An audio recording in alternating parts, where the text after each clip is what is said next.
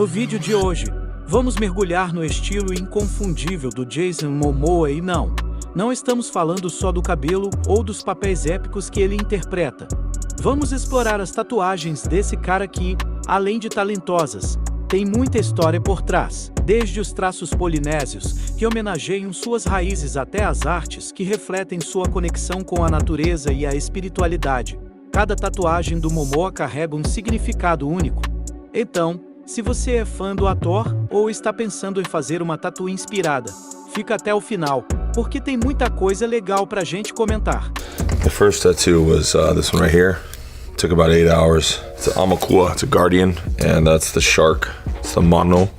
I had this done right before my daughter was born, so I was 26 when I had this. I'm 44 now. That was my first tattoo. Pretty gnarly because it's the biggest one I have, and it's the first one I did. So I did it, this extension of it, for this character that I'm playing on Chief of War. It really fit with that, so I've only really worn this with one character right now. The next one I do on Minecraft, it'll have to be covered up. I didn't originally do this all the way down because I wasn't making it as an actor. This was for me. And you know, you don't want to have a bunch of tattoos on it. You're not going to get a lot of jobs. And then now that I'm me, I can have the things that I like to have now. So I'm very thankful for that. I guess when we did the Dothraki stuff, I mean, it's funny because they wanted to cover this up and they always had like long bands, but I was like, guys, there's tapestry behind me that has this design on it, why wouldn't it? And they're like, we don't want your tattoo. So I was like, fine. And then when I did these, it's just sitting in the makeup trailer, and I just become obsessed with all that kind of stuff when you're building a character. So I just kind of came up with that. I came up with putting all the black around my eyes.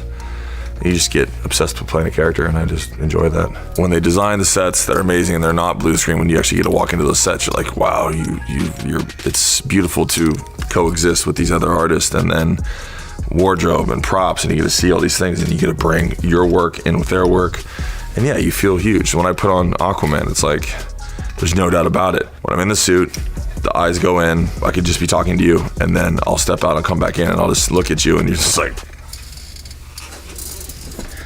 no eye contact. It's like looking at like a pit bull staring at you. You know, I don't really act regal at all. So, you know, there's a certain thing when you put on something, you want to change the way you feel, and very important, that wardrobe. And makeup. Obviously. Sorry, Jen. The Charles Baudelaire quote, "Être toujours ivre," which was always be drunken. With wine, with poetry, with virtue, with the idea of always being happy and being intoxicated with life. I'm pretty giddy about life, so it made sense. Pride of Gypsies, it's just my handwriting. I have shitty handwriting, so it's just all, when you're like, what does that mean? What are those scratches? That's just my handwriting. And so Pride of Gypsies is because a lot of my friends were Leos, and they are lions, and we were all very houseless, I should say, and I still am. So we just kind of always moving in very nomadic lifestyle of filming, and obviously joining the circus as an actor, it just kind of felt appropriate for our production company. There's two other people that have Pride of Gypsies, my other two partners, Brian Mendoza and Thomas Paul. On the Roam, a lot of my team has the On the Roam, and that's turned into what it is now. This is like a core. What it all started with, and On the Roam now is most of my team. And they have those tattoos. The O, the T, it's like the crossroads, and then ROAM on each direction is Rome. And I have a show about that, and then I use it for a lot of other things. This one right here is Diablo, which is after I guess one of the most important men I've ever known, and the most impactful man. He died at like 81, I want to say, 82. That's what we call him, El Diablo, and he was amazing. And so it's just those mentors that you meet, and he's one of those people that just blew my whole mind, and well-read. Could just talk for hours and just enjoyed every moment just sitting with him talking. I also got my children, the most important.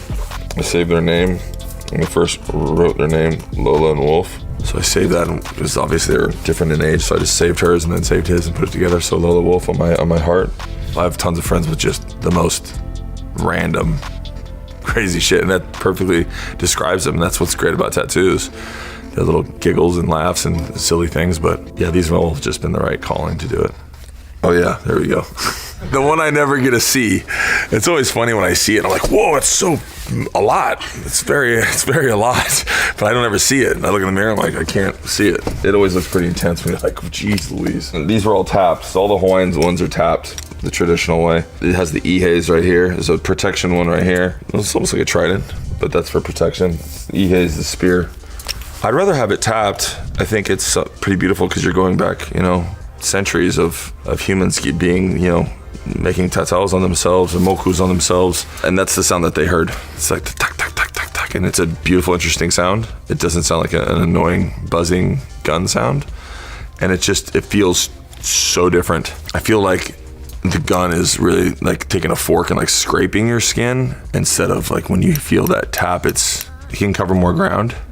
You know what I mean? Because there's different lengths and sizes of them. So I think it probably moves a little bit faster. I think if you're gonna have precision in them, they're different. Like if with these, when you get them tapped, they'll be like the worst they've ever looked.